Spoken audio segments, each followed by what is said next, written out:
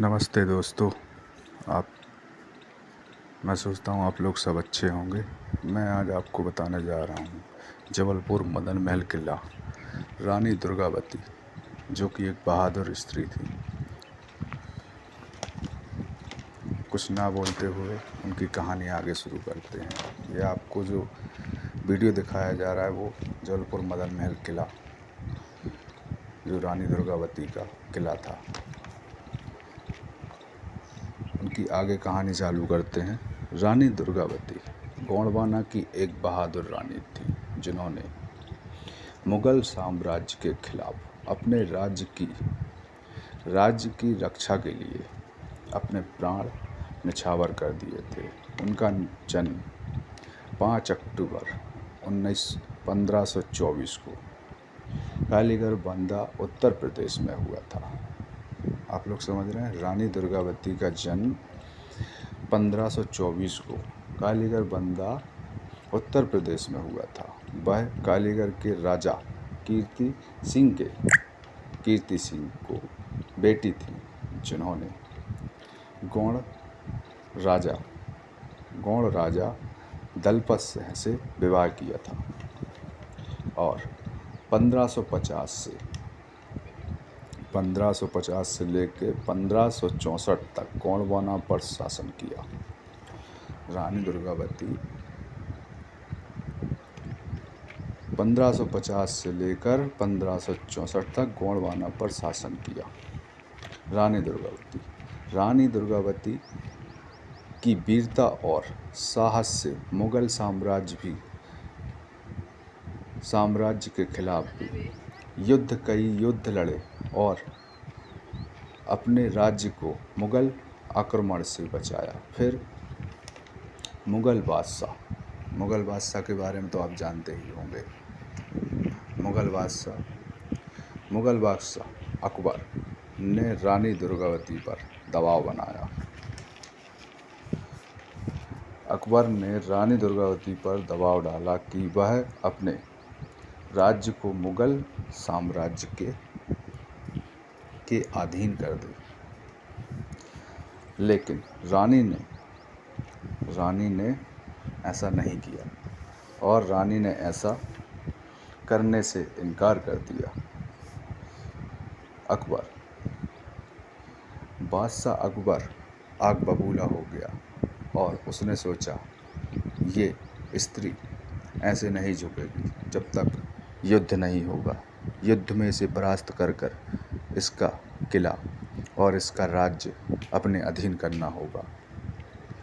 फिर रानी इनकार कर दिया और युद्ध करना चुना।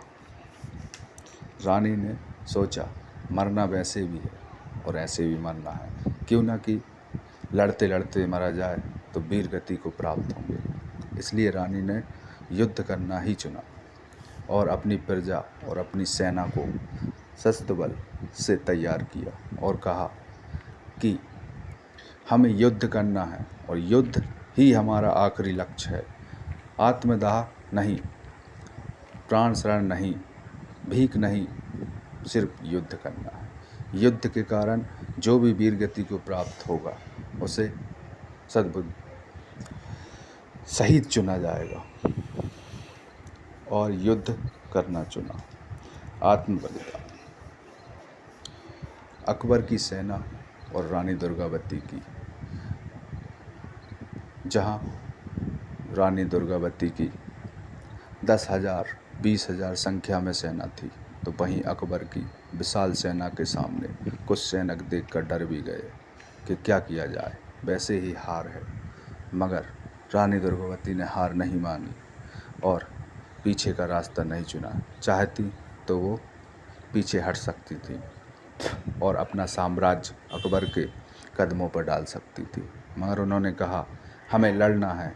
हम 20,000 हैं तो वो 1 लाख हैं, मगर एक एक सिपाही 10-10 को भी मारेगा तो भी ठीक है। इसलिए रानी ने पीछे ना हटना सोचा और आगे बढ़ने की कोशिश की।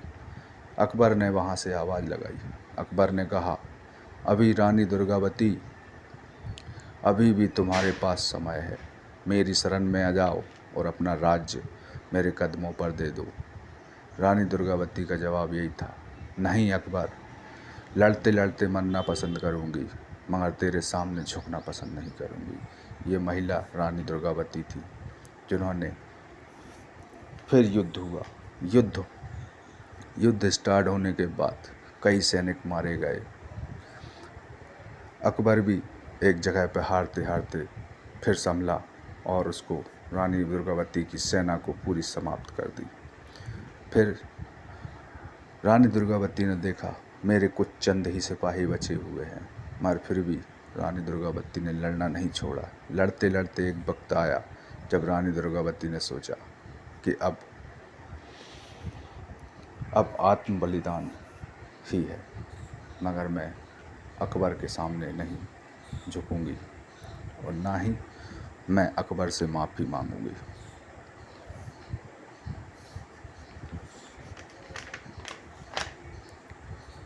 24 जून 1564 को रानी दुर्गावती ने मुग़ल सेना के खिलाफ युद्ध करते करते सेना के साथ लड़ते लड़ते एकदम हार गए।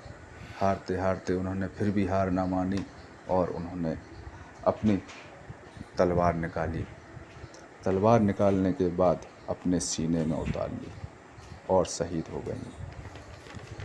ये थी रानी दुर्गावती की कहानी।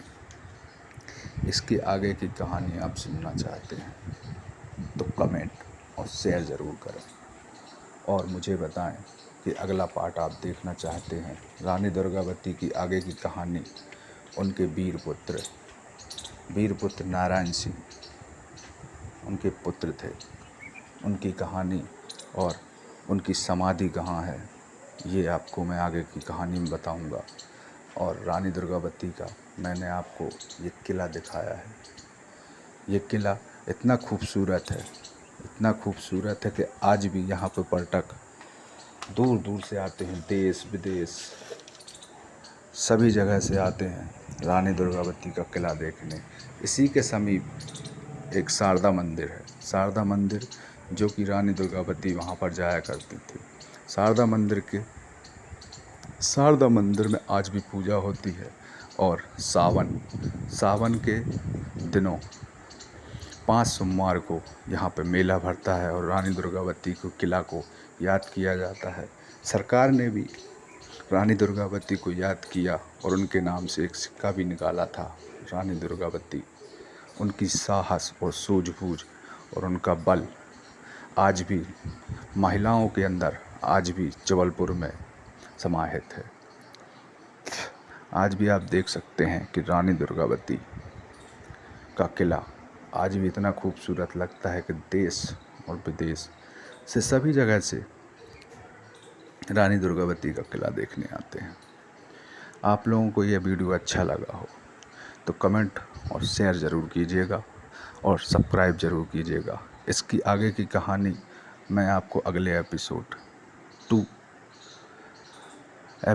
2 में आपको दिखाऊंगा। आप और सुनना चाहते हो और देखना चाहते हैं तो आगे आप देखिए मदन महल किला की खूबसूरती और जो उनके खुफिया राज हैं, आपको एक एक चीज़ दिखाई देगी। सबसे अच्छी बड़ी बात है कि बड़े से पत्थर पर ऊपर का किला बना हुआ है। वहीं से युद्ध होता था। आजू बाजू में नदी बह रही है, झरने हैं, पहाड़ हैं, झाड़ पेड़ियाँ हैं कि कोई भी अंदर नहीं आ पाता था। आज मगर ये वीरगति को प्राप्त हुई रानी दुर्गावती का किला आज भी लोगों को मन को इतना भाता है कि दूर दूर से लोग आते हैं और दूर दूर से देख के फ़ोटो खींचते हैं, सेल्फी लेते हैं, वीडियो बनते हैं। हर चीज़ होती है यहाँ पर। आज भी रानी दुर्गावती की समाधि यहाँ से जबलपुर मदन महल से कहीं कोसों दूर पर समाधि है। मैं आपको वहाँ का भी वीडियो दिखाऊंगा, आप ज़रूर देखिएगा। इसको प्यार दीजिएगा और लाइक कीजिएगा, सब्सक्राइब कीजिएगा और इस छोटे भाई को सपोर्ट कीजिएगा। धन्यवाद। आगे का वीडियो आप देखें कि कितनी झाड़ियाँ और कितने पेड़ और कितने खूबसूरत जगह है।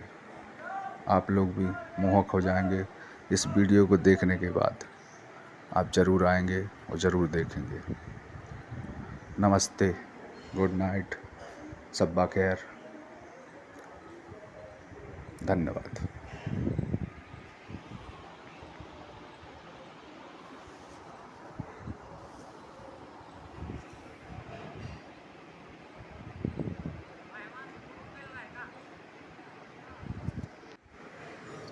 वीडियो तो आपको अच्छा लगा होगा। दोस्तों, मेरी रिक्वेस्ट है, इस वीडियो को पूरा देखें और शेयर ज़रूर कीजिएगा। शेयर करें, लाइक करें, कमेंट करें और सब्सक्राइब ज़रूर कीजिएगा। मैंने ब्लॉग वीडियो पहली बार बनाया है और पहले ही वीडियो में डाल रहा हूँ और मैं आप लोगों से सपोर्ट चाहता हूँ और सपोर्ट ज़रूर कीजिएगा। थैंक यू, धन्यवाद, शुक्रिया। आगे का वीडियो और आगे का किला ज़रूर देखें आप, इसमें कितनी गहराई है और आज भी ये किला बिखरा पड़ा हुआ है, आप देख सकते हैं। ये किला है, ये बहुत से बड़े पत्थर पर इसको कारीगरों ने कैसे बनाया होगा, आप ज़रूर देखें। और मैं तो कहता हूँ आप लोग भी आएँ और आप लोग भी देखें।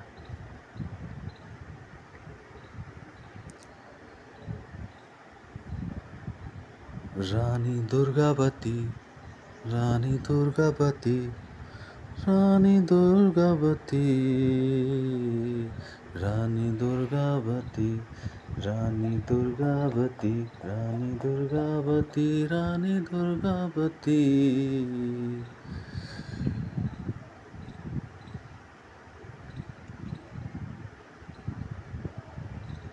दोस्तों, एक बात और, रानी दुर्गावती के बारे में आप लोग भी जो भी जानते हैं कमेंट में ज़रूर लिखिएगा कि रानी दुर्गावती की कथा ऐसी ही थी जो मैंने बताई या कुछ और है।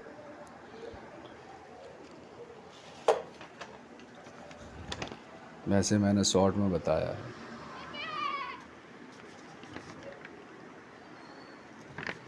मैंने रानी दुर्गावती की कहानी थोड़ी शॉर्ट में बता दी।